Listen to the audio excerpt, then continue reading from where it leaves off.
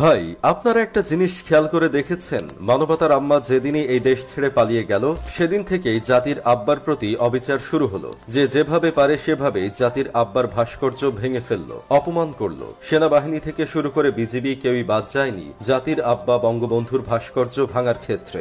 তবে ভাই যাই বলেন, এই যে চারিদিকে জাতির আব্বা শেখ মুজিবের ভাস্কর্য সমানে ভাঙা হচ্ছে, এটা কিন্তু অন্যায়। চিন্তা করে দেখেন একটা বিষয়, কয়েকদিন আগেও টিভি অন করলেই শুধু বঙ্গবন্ধুকে দেখতাম, পৃষ্ঠা উল্টালেও বঙ্গবন্ধুকে দেখতাম, হাটে বাজারে চিপায় চাপায় যেখানে যেতাম সেখানেই দেখতাম বঙ্গবন্ধুর ভাস্কর্য বৈদ্যুতিক খাম্বার মতো আমাদের সামনে দাঁড়িয়ে আছে। এমনকি পাবলিক টয়লেটে হাগু করতে গেলেও দেখতাম দেয়ালে লেখা জয় বাংলা জয় বঙ্গবন্ধু। জন্মের পর থেকে মনে হয় না আমি আমার বাপের চেহারাও এতবার দেখেছি এই 16 বছরে আমি যতবার বঙ্গবন্ধুর চেহারা দেখেছি।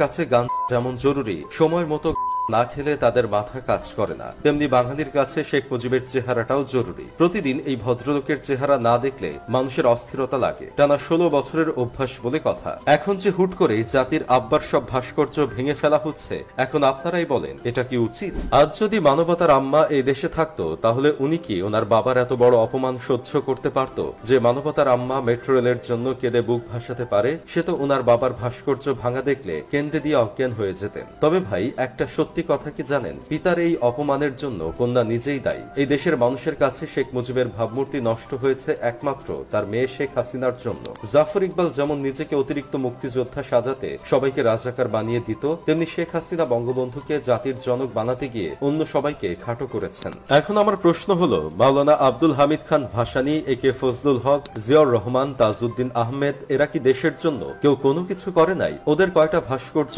এই দেশে তৈরি হয়েছে? বইয়ের পাতা উল্টালে জাতির আব্বা দেশের জন্য এই করেছে ওই করেছে, আর অন্য সবাই কি আঙুল চুষেছে?